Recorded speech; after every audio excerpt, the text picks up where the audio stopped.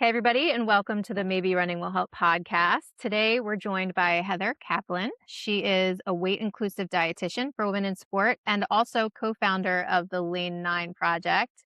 Heather, welcome to the podcast. Thanks for having me. I'm happy to be here. Awesome. So, I think it's really interesting that your title says weight inclusive dietitian. I just had Colleen Reichman on, who is a psychologist who also, says that she's weight inclusive. So, I love this differentiator and want to know, like from your perspective, what does that mean and why is that important? Yeah, I use that differentiator to highlight the fact that in my practice as a dietitian, I don't look at weight as a single metric of health. Whereas in our healthcare system, while that's not exactly how we're trained, it's the subtext of how we're trained most of the time. I went through my education at this point close to 20 years ago. So it has been a long time, but not much has changed. And Hmm. so Yeah. I think it's still important to highlight that as a provider, as a clinician, however I'm working with you in any context, I am not making any decisions based on the size of your body or how you present in your body. I'm focused on what is important to you, what your goals are, and what feels like it will be health promoting for you. And what I always say to new clients is that may or may not be something that changes your weight, but that's not what I'm focused on. If it's something that the client is interested in and something that they're focused on, we can have a nuanced conversation about that. But coming from a weight inclusive practice means that we don't see weight as the primary marker of health. And sometimes it's not even a marker of health. We look much deeper than that to see, again, what's going to be healthy for this person, what's going to feel good for this person, what are their goals. And in the context of sport, I think maybe an easier way to say that would be like, I don't think that your body size, however it lands and whatever is healthy and normal for you, is preventing you from being an athlete. And I Mm, don't think that in order to be a better athlete, your body has to be smaller. that's so important. I mean, we do see so many different body types in the sport of running, and I think it's Mhm. amazing. What, Yeah. why does that feel important to you, like now, the weight inclusive aspect? Yeah, I mean, I think we see so many issues in any sport that stem from this idea that an athlete in any given sport, but I know here we talk a lot about running, so we'll Yeah. say this in the context of running.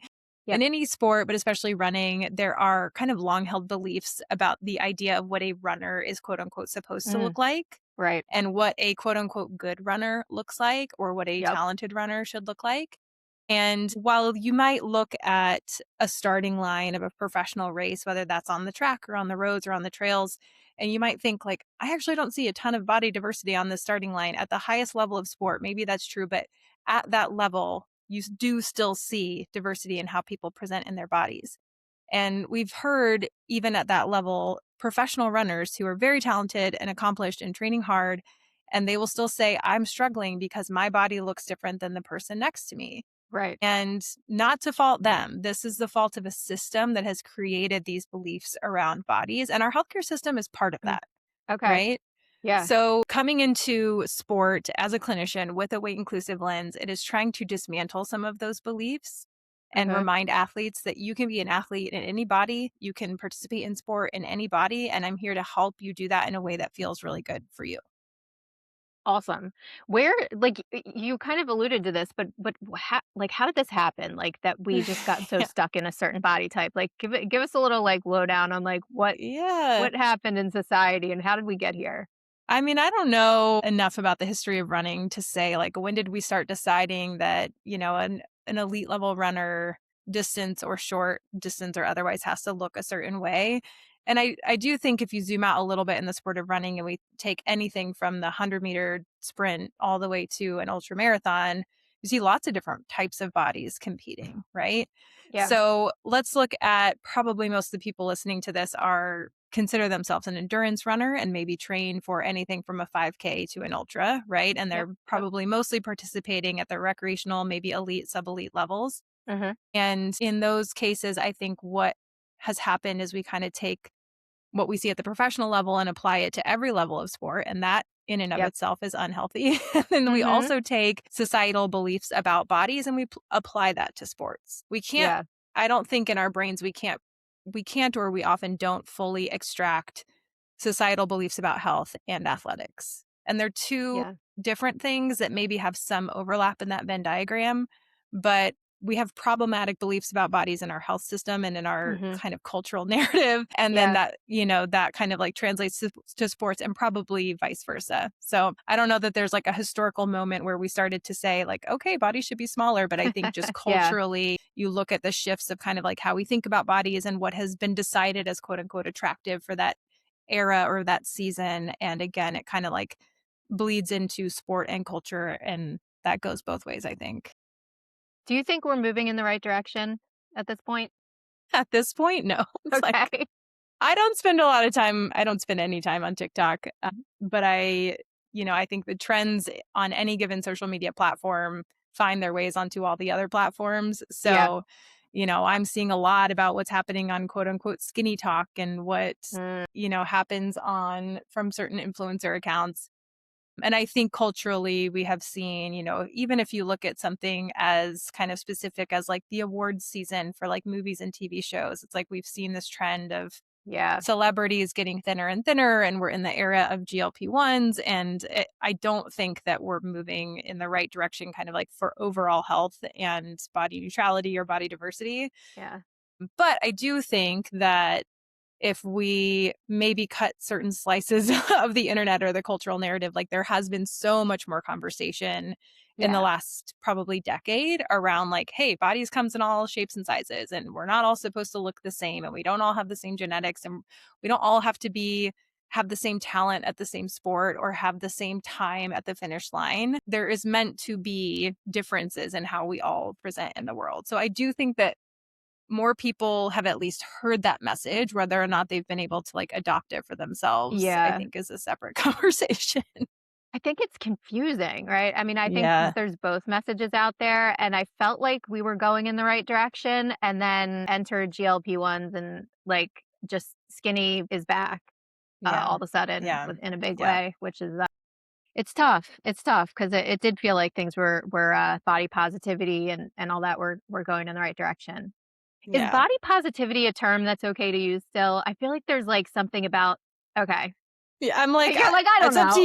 you. Yeah, I don't Right, know. right. Up to you and how that feels for you. I think like some Yeah, people hear yeah, that and they think like maybe that feels really out of reach or it just doesn't land for them. yeah, I feel like in my years of work in this space, I've heard a lot more about body neutrality. So yeah, maybe feeling more neutral towards like how your body looks and feels and neutral towards kind of how that shifts on any given day. And maybe for some people it feels better to focus on like I'm just going to like respect that this is my body and this is what I can do with it and this is how I can take care of it. I don't have to like feel amazing about it all the time. I don't think that yeah. always resonates for That's people. yeah, I think that's kind of what I had like heard or I was like, "Oh, that's a good point." Like you don't always have to like feel like you love your body. It's hard. Yeah. It's hard.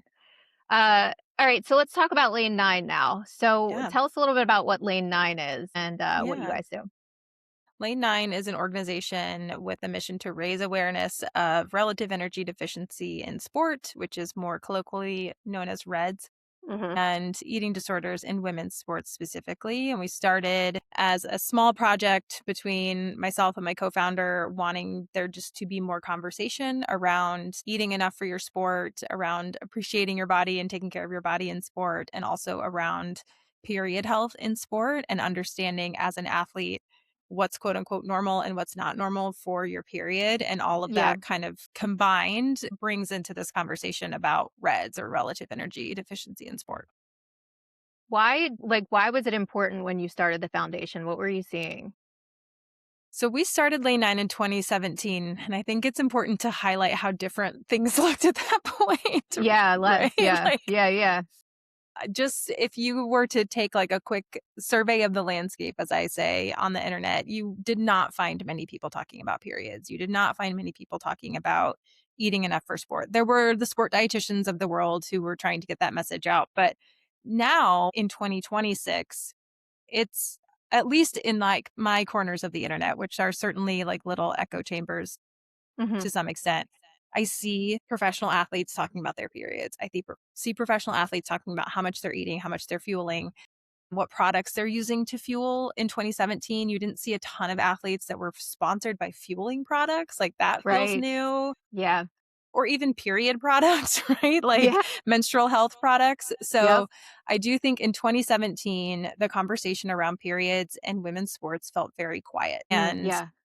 having a regular period is related to eating enough in most cases. If we're talking about hypothalamic amenorrhea and we're talking about REDS, then we have to be talking about eating enough. And those conversations were there, but they felt really quiet. And when we started Lane 9, we didn't have a roadmap of where we wanted to go. We just knew that the two of us had this shared experience of not getting regular periods when we were younger and not having any healthcare provider flag that as a concern.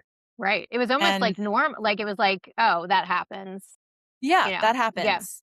Oh, you're a runner. You're Mhm. an athlete. Right. Okay. Moving Yeah. on. Next thing. Yeah, that's And probably why that happened. Yeah, next. yeah, Yeah. yeah. And when the two of us and our third co founder, Sam, kind of had these conversations around this, we were just kind of like, it seems a little wild that there are so many healthcare providers who have good intentions, who want to take care of their clients and their patients, but just like don't know that this actually isn't normal and don't know that there are ways to treat this for an athlete that doesn't involve them completely stepping away from sport. Sometimes Yeah. that's part of the process, but it doesn't always have to be.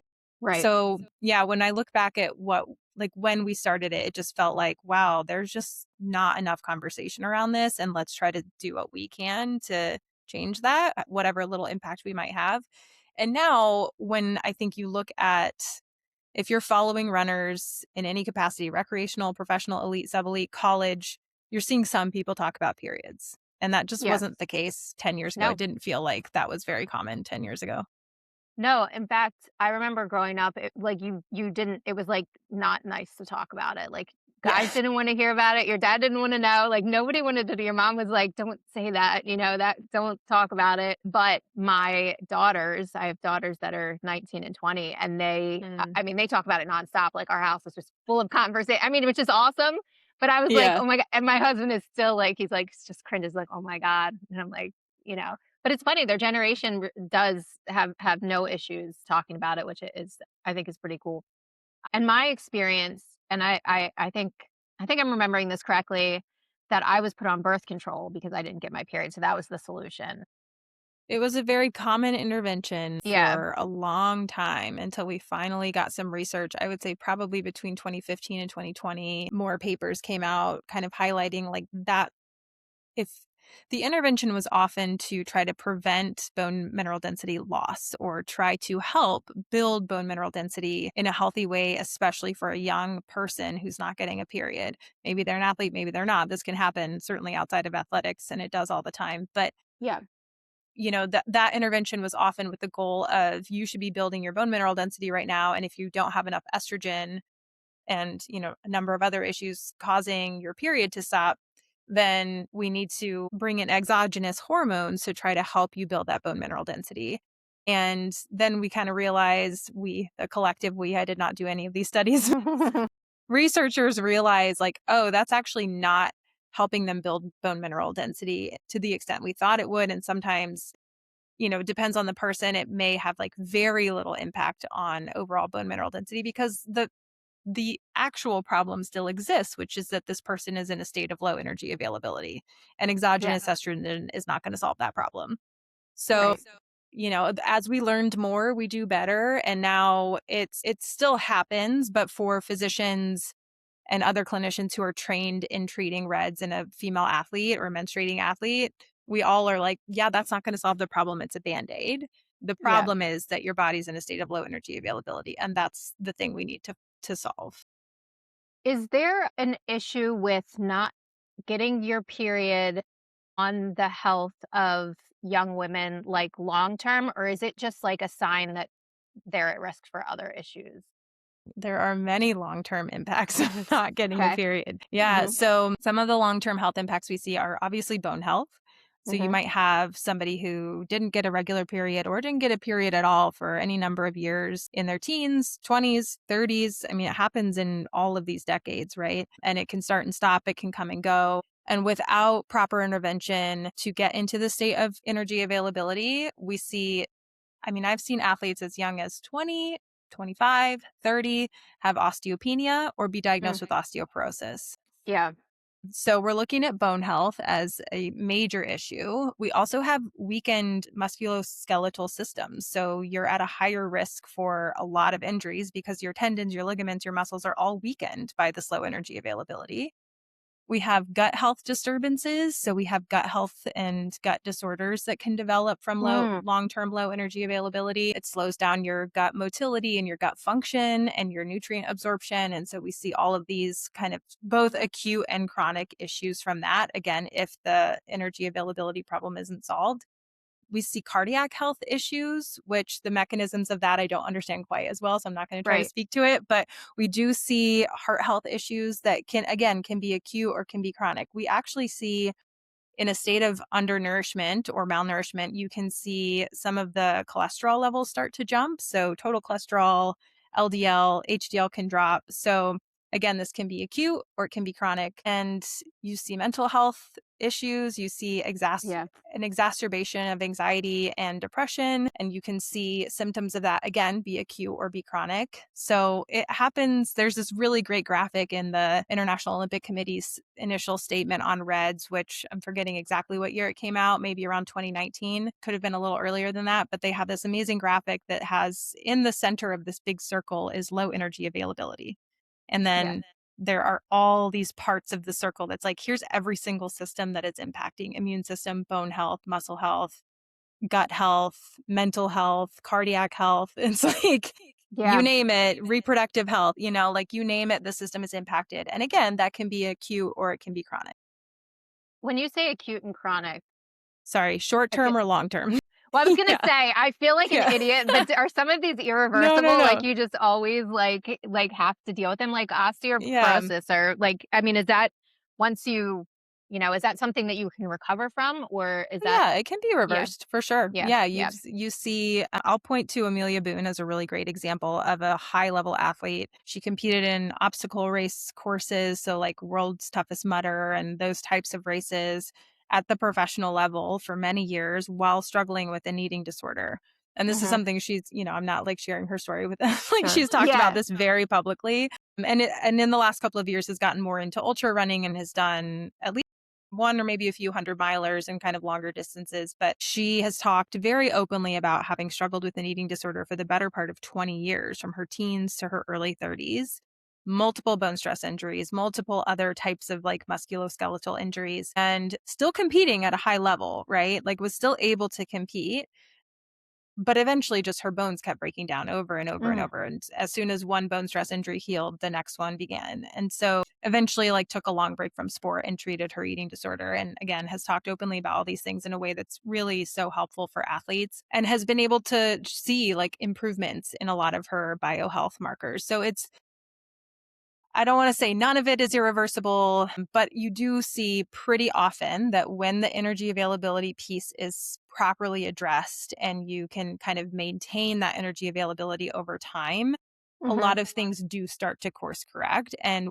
what will or will not reverse sort of depends on the person and the severity of the energy deficiency and the length of time that this person was right, struggling with that, maybe what else they were doing at that time, maybe like sports they were participating in or things like that. But yeah, we do see a lot of it course correct most of the time. I can't say definitively that like everything is reversible, but a lot of it is. It yeah, just takes consistent work to address the problem, right? It's mhm, with hypothalamic amenorrhea, which is the fancy way of saying you're not getting a period and that's because you're not eating enough or there's a mismatch in energy input and energy output chronically over time. And we see, somebody might get a period back and then they don't get it the next month. But then they get it the month after that, but then they don't get it for 2 months. What we're looking mm, at for recovery is we want 3 regular cycles in a row, and that's what we consider recovery. But then you have to maintain that, right? It's not like you have those 3 cycles and then you're like, okay, I'm good. I had 3 periods in a regular 28 to 32 or 33-day cycle. And like, now I'm right, just going to go back to what I was doing. No, we right, have to like exactly, yeah, maintain it. We have to take care of right. ourselves for the long term, not just for those 3 months of recovery. And Lane 9 is really aiming to educate people to be able to stay in that recovered state, right? Like, and you're Yeah. connecting athletes with professionals. So when people like, how do people work with Lane 9? How do they get to you? And then what do you do with them once they once they contact or connect with you? Yeah. Yeah, so our work has changed a bit over the years. So as I mentioned, we started 10 years ago, and a lot of what we did in the first few years of Lane 9 was share athlete stories. And we didn't go out intending to do that. It's just kind of what ended up happening. So we Mm. each shared our personal story with hypothalamic amenorrhea and kind of why we felt pulled to start this project and to raise awareness of this. And it was primarily so that healthcare providers had more knowledge and could see kind of how this presents for a patient. You can read paper after paper, go to conference after conference, but you need to know for your patients, what does this look and feel like? And how does this present? And how can I talk to them about this?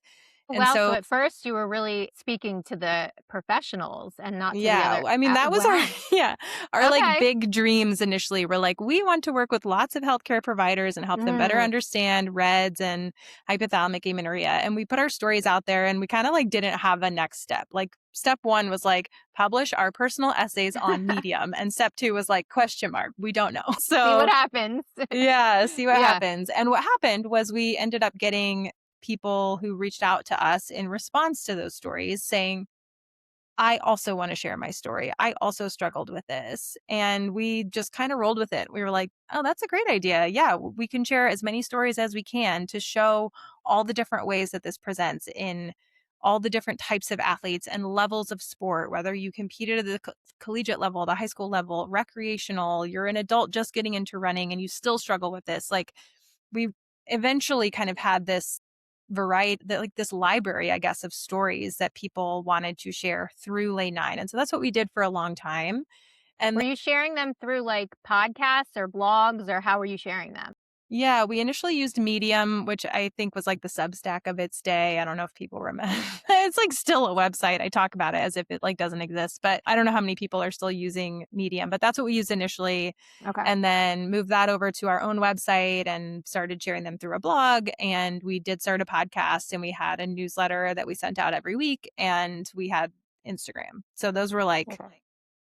people shared personal essays with us, we published them, and then we just kind of repurposed content through different channels.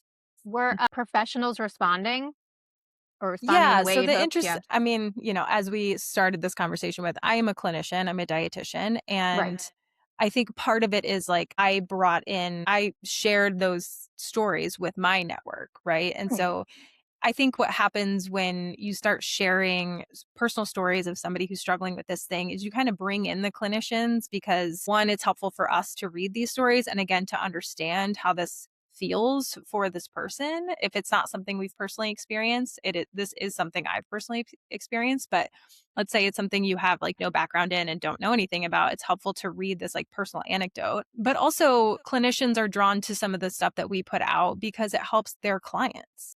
So they might want to share, like, hey, this is the thing you're struggling with. And maybe you feel like the only person in the world who's ever had this, but here's a whole story that's really similar to yours or that has things you might resonate with. So we found that our clinician audience sort of grew organically because of what we were sharing and because we had this resource that they knew might be a supplement to the work that they were doing with clients. And, okay, so then what does it look like today? Like, what does it look like now? Yeah, we call this Lane 9 V2 in our Google Drive. It's like, as I'm sure, like maybe hopefully some people will relate, we took a little break from Lane 9 because life happened and the pandemic happened and Yeah. all these things kind of like coincided at the same time. And we took a little break from Lane 9. We came back to it in 2024 and we were like, what does version 2 of Lane 9 look like? And again, per like earlier conversation points, the landscape looks really different now. There are a lot of organizations that have popped up in the last few years that are dedicated to some of the same things that we are dedicated to. So there's more conversation happening. There are more resources for athletes. There are more professional athletes talking about eating disorders and period health and REDS and struggling with their mental health. And so we kind of took a survey of the landscape and we're like, okay, so the conversations are happening, which wasn't true when we started, but it is true now. We can continue to support that, elevate it, share stories. But what else could we do? What else does like Lane Nine's work look like? And we ended up creating this directory of clinicians because as we combed through our inbox and messages from many, many years of people reaching out to us, the most common question we were getting asked was, who should I work with? And part of that is we kind of created this resource and this community and this library of content that made people trust us, Mhm. whether that was our intent or not. That's kind of what happened. And they read someone's story and they resonated with it. And they're like, okay, great. But when I search for dietitian or when I search for therapist, all I see is a weight loss thing or like struggling with anxiety. Here you go. But not like, here's the specific thing that I'm struggling with. And I want to know that whoever I choose to work with understands it and knows about it. And I think people just assumed that because we were sharing this content, we must know somebody like who they could work with, And we do. So I had this idea that, like, well, what if there was one place where people could build their care team? Because I think that's the other piece that maybe initially someone might not realize is like, you can have a dietitian. Great. We love that. You might also need a mental health provider. You Yeah. probably also need a physician who understands sports and hypothalamic Mm. amenorrhea and REDS. And you might also need a coach who understands all of these things. So we wanted to have one place with a multidisciplinary network of providers, just saying Awesome. like, instead of having to go to Psychology Today and the Academy of Nutrition and Dietetics and this eating disorder registry and this, physician registry, what if instead of going to all those different places, you went to one place? And all of the people who are trained to treat reds and to be able to identify reds and rule out other things. Like, what if they were all in one place and you could just find them here? So that's what we wanted to build. That is amazing. That's, like, so helpful because it is like you find one person and you're like, "Now I need this person and this person," Yeah. and it's, Yeah. like, exhausting just finding your team.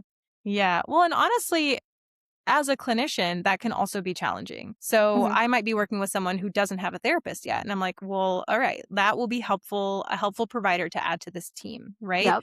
Mhm. So I'm like, all right, I might have a few therapists that I like to work with and I like to collaborate with, and we might start with that. But let's say they're not taking new clients or they're not licensed in the place where this client is located, but I am and I can work with them, but the people I normally work with can't. And so we not only see athletes using our directory, we see clinicians using our directory, and like, great, amazing. That's what it's for. We have our clinicians who are listed in the directory are members of Lane 9. And so they have a space that we've created for them where they chat with each other and they make referrals all the time.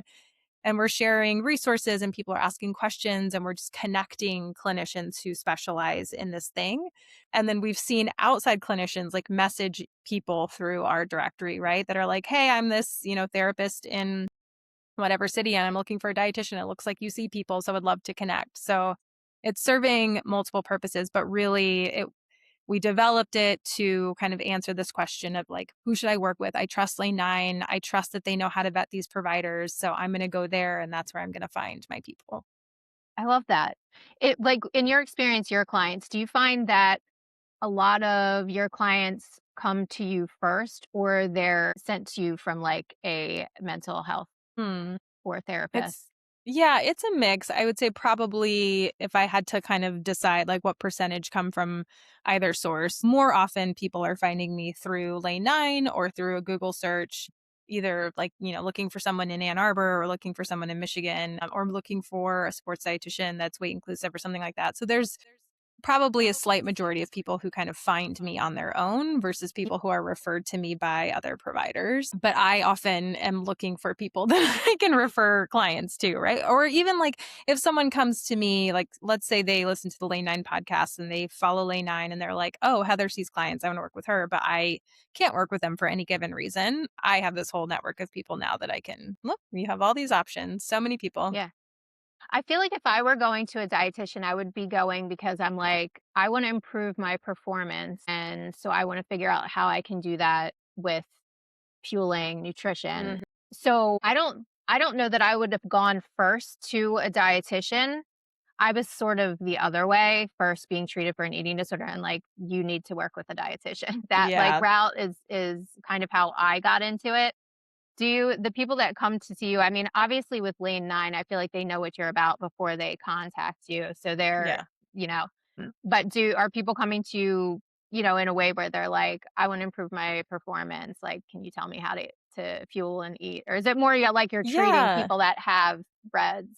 No, I do get the occasional person that's like, I found your site and it looks like you work with runners and you are a runner. But my messaging is so specific. Yeah. like, It's Yeah. really not performance oriented, so I don't get Right. a ton of people where, like, that's their goal. I do get Mhm. some of it, and I'm Yeah. also a running coach, so I with my clients, I always say, like, if you wanna review nutrition stuff or we need to talk through some fueling strategies, we don't always have to Mm. do a session. If it's, like, pretty basic stuff, I'm happy to just give some suggestions and remind you how often you should be fueling and with what, but we don't have to get too specific, but yeah, I don't get a ton of people who are like, "I'm training for, this world championship event and Tell I me how to need get your faster. perform." Yeah, I can do that. It's not what I specialize in, and it's Right. it's not the message I'm putting out to the world. So that's mostly not going to me. And how do you work with people that come to you? Like, what's the process? Yeah, I mean, first and foremost, always ask what are your goals in working together? What's important to you? How did you land here? What are some things you want to work on, feel like you might need to work on? Or is there an acute, like stressful health situation you're navigating right now and you need some support in this like kind of short-term experience versus having kind of a more long-term goal or something like that. Like somebody might go to a therapist because they're like, right now I feel incredibly stressed and anxious because of what's going on in my life versus like generally I think it could be helpful to have a therapist, like Right. Yeah, yeah, yeah.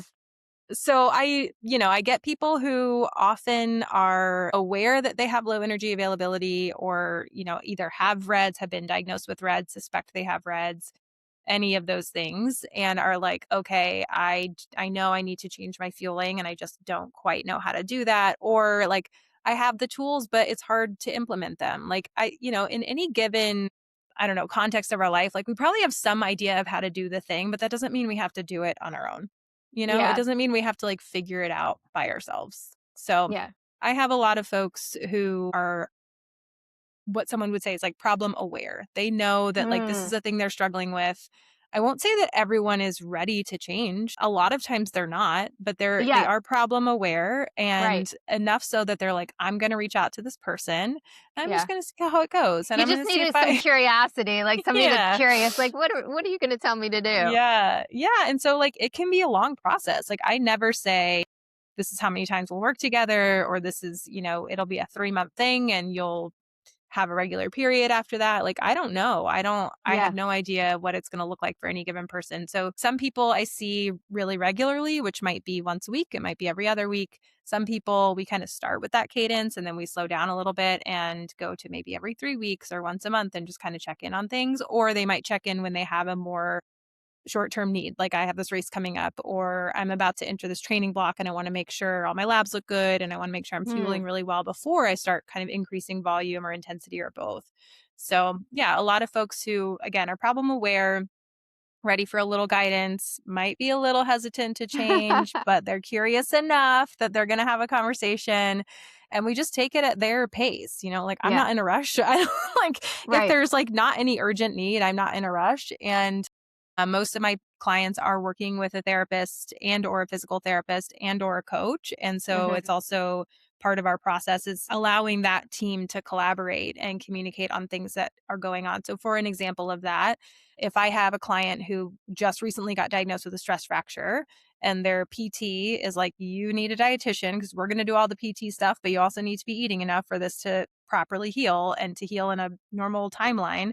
So here's the dietitian that I recommend. So then the PT and I will check in with each other.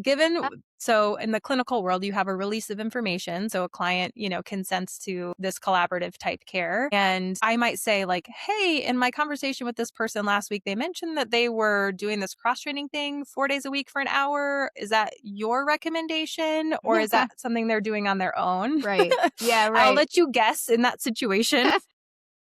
And so then, I might say that sounds excessive. I don't know that we need to be doing 4 hours of cross training a week or whatever the thing is that's, Yeah. outside of the PT's recommendation. And then I'll check in with I'll say, I'll check in with so and so and we'll make sure we're on the same page and that, I'm not overstepping. It's like, Mhm. that's not my domain.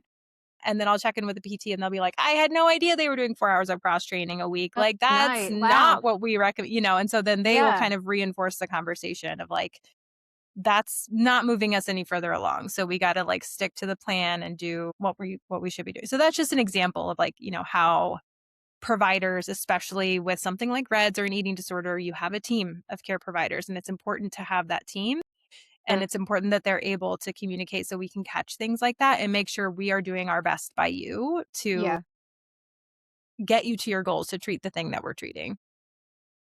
This might look different for each client, but is it something where you're teaching them how to eat, like, intuitively, or are you really looking at, like, this is how much energy you're putting out and Mm. this is how many calories you need to be putting in? Like, is it how detailed do we get here? Yeah, yeah, I love this question. So it feels like, again, when we started Lane 9, intuitive eating was really in the internet jargon, and I think that was true for a lot of years. I feel like I see a little bit less of it now, but we get to intuitive type eating when the person is ready, but you're not ready for that when you are in a state of low energy availability most of the time. I try Mm, not to speak too generally about things, but most of the time when I'm working with someone, that's not where we're starting.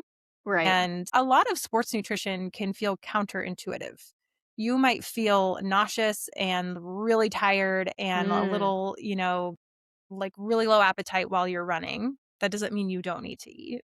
You don't right. want to eat. That Sure, doesn't mean you don't need to eat. that is true, yeah. Or, I'll have a client who's like, I wake up at 4:30 to go for a run at 5. I don't have time to eat. And I'll say, then you don't have time to go for a run. Sorry. It's like nobody likes that, but it is true.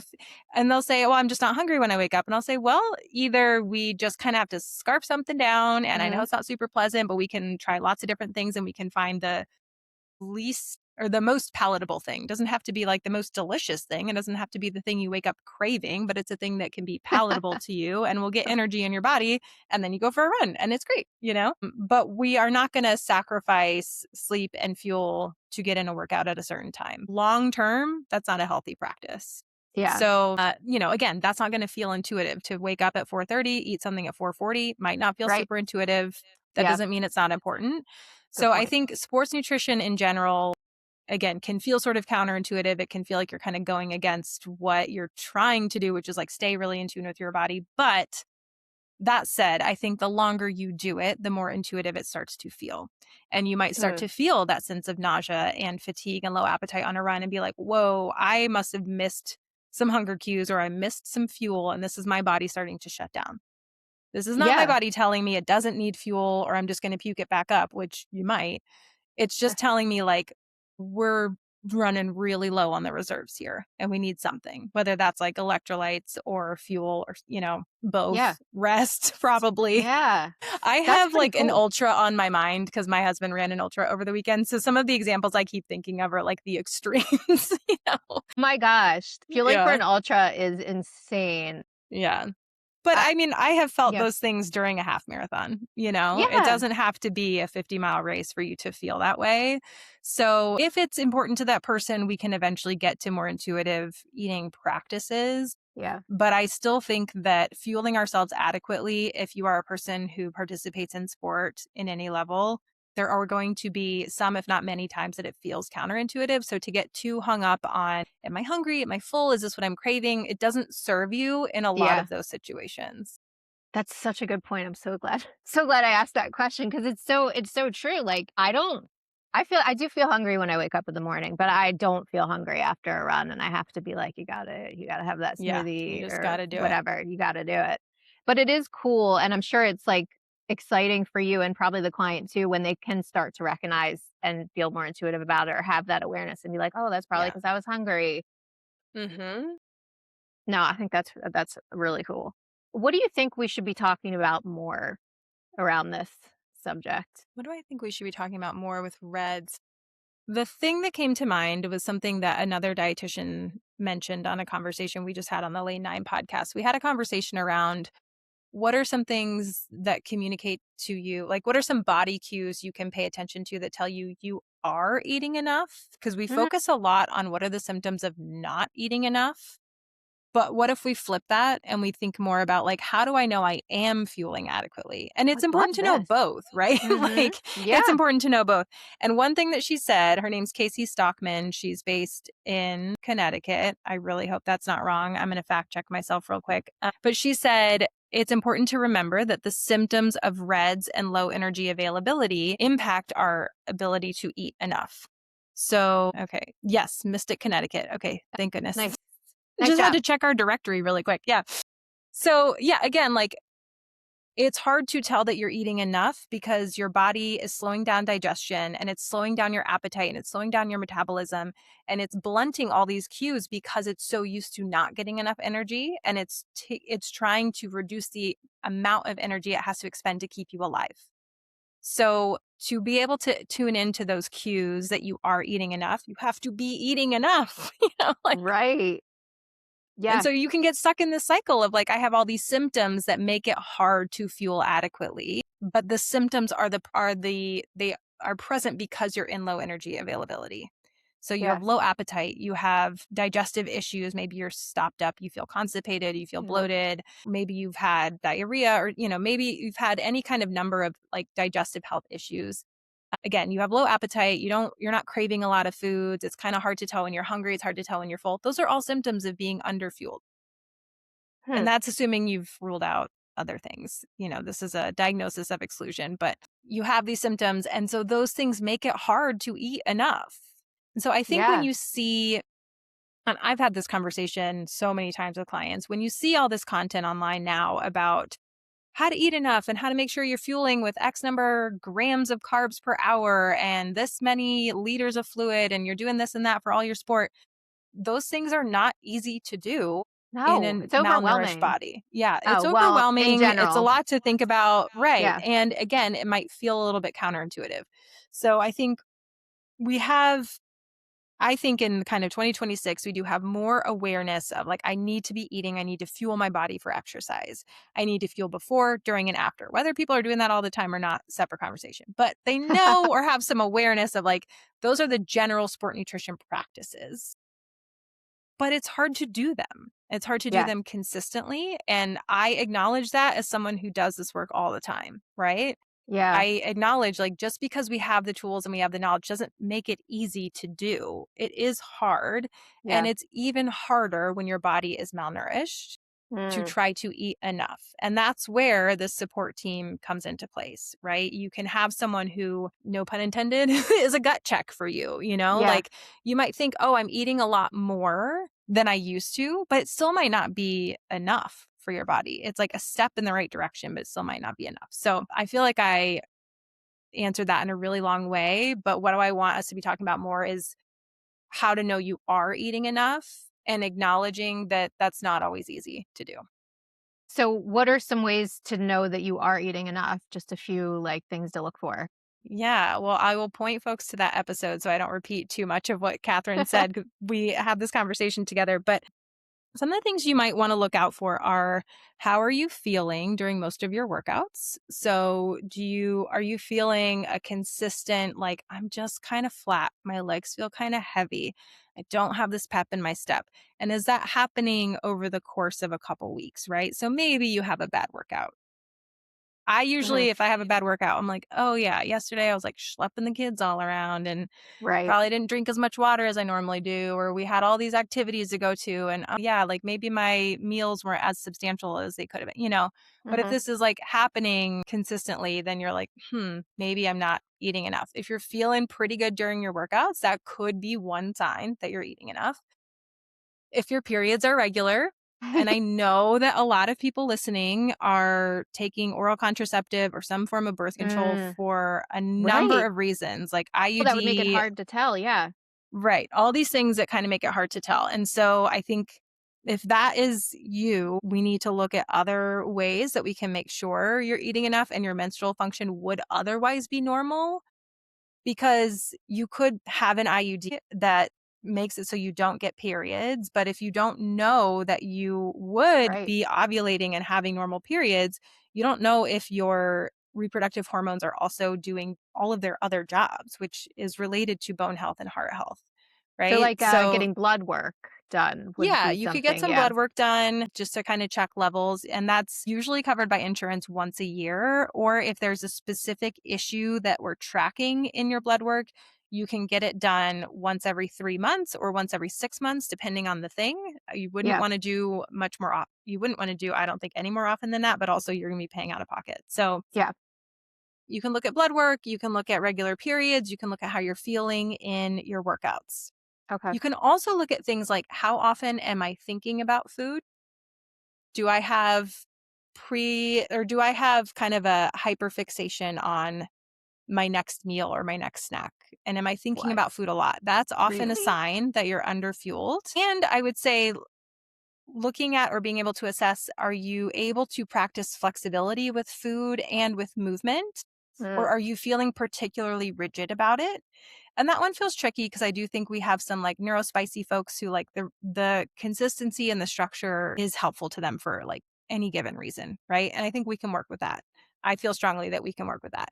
If you're a person who normally is able to be sort of flexible and has had flexibility with food in the past, or kind of knows that you can be more flexible with certain things, but you notice you really can't be with food, I would say that's like a question mark, something yeah, to be curious about. And are you eating regularly? So just because you're eating regularly doesn't mean you're eating enough, but if you're not eating regularly, you're probably not eating enough. definitely. Yeah, So, that's a you good know, sign you're not. Yeah. yeah. So are you eating meals and snacks? Is it, I'll have people who are like, "Well, I don't really eat until lunch, and then I might have a snack in the middle of the day, and then I might eat dinner around like 9, and then I go to bed at like 11." And I'm just like, "So how many hours did we have where we like didn't eat anything and we probably exercised and you probably moved around. You probably weren't just like sitting or sleeping that whole time?" So to kind of summarize those things, I would say some things we're looking for are regular periods, feeling good and recovering from your workouts, sleeping well. That's a big one. So, are you Hmm. noticing that your sleep is pretty consistent and you're sleeping well? You're able to fall asleep, you're able to stay asleep. And kind of like, how often are you getting sick? Are Hmm. you able to kind of like stay healthy, or do you feel like you're constantly got like a stuffy nose or a cough or just kind of like little symptoms of a cold or, full blown sort of illness? And then you look at things like, again, am I thinking about food all the time? Do I feel sort of preoccupied by thoughts of food, like what I'm going to eat, what I don't want to eat, or spiraling on something you did eat that is causing lots of like food ruminations? Are you eating regularly throughout the day, meals and snacks? And are you able to practice a little bit of flexibility with food? Girl, I'm gonna have to go back and listen to the second episode. I think you said a couple things in there. I'm like, oops, oops. What do you think we should be talking about less, Mm. whether on social media or that's a The big first thing one. I thought of was protein. I'm Oh just my like, God. we could Wow, that talk is less good. about protein for sure. Yeah. Oh my God. That's all you hear about. Jeez. Yeah. Yeah. Here's the thing, if you zoom out from diet culture narratives, they almost always are low carb in some way. So Yes. either we're elevating a different nutrient or we're Mhm. demonizing carbs or both. Mhm. Yeah. But almost every diet culture trend that has to do with our macronutrients, which are carbs, protein, and fat, almost every single one of them is low carb in some way. It's just a different message. And it's the wrong message, right? It's You're all, telling it's the wrong yes. Yes, we benefit greatly from eating adequate carbohydrates. and not just as athletes, just in general. In general, yes, just in general, for sure. Yeah, I mean, even looking at period health, we might have someone who on paper it looks like they're eating enough. If we track their energy intake, if we're just looking at like the high level numbers, we might be like, "Wow, I'm feeling a little stumped. Like you have increased your energy intake, you eat consistently, you're eating throughout the day, meals and snacks, and then you go into like, oh, your carb intake is really low." That Hmm. might be part of it. Yeah. And some people are more sensitive to that than others. So that's called low carbohydrate availability. We have Hmm. seen in RED's research that it impacts the menstrual cycle regularity, it impacts athletic performance. So that's like if we are eating more and eating enough, kind of like from an energy standpoint, but we're still low on carbohydrates, we still see some of those symptoms of REDs. Damn, I think we should call this like the podcast like in favor of carbs. Always in favor of Always carbs. always Yeah. in favor of carbs. It's like my favorite food group, but I do Yeah. feel like I'm just getting the message like carbs are bad, protein, protein. Everything in our house All the is time. Yeah. protein. Yeah, Yeah. It's that's it's crazy. just diet culture reinvents that message a million different ways and people are like, "Ooh, a new trend." I'm like, "No, it's the same one." It's just they're just saying it in a different way. That's so funny. I feel like actually a dietitian is probably like the most important professional right now we need just because there's so many messages on how to eat.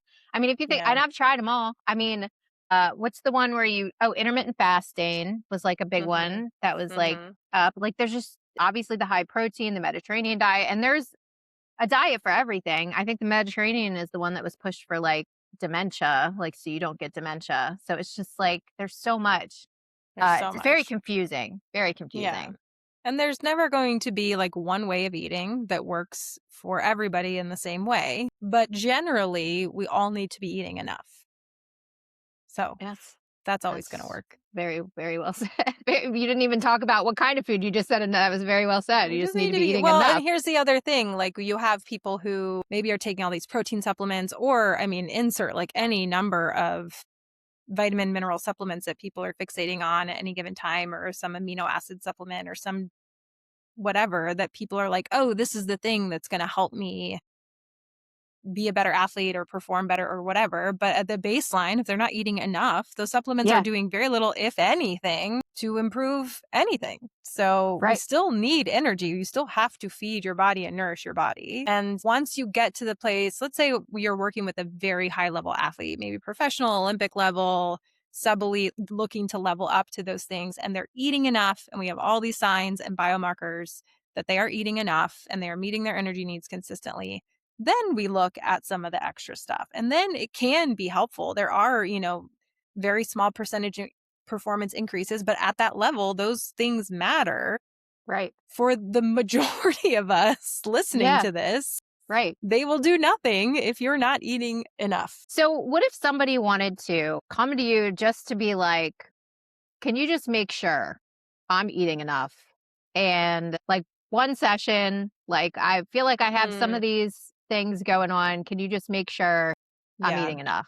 Do you ever do that? Like a one off I session? mean, there's certainly many people I've met with like once or twice, and it's just been like a gut check, or, I've got this race coming up. I want to make sure I feel really well for it. I want to make sure I've got this thing down.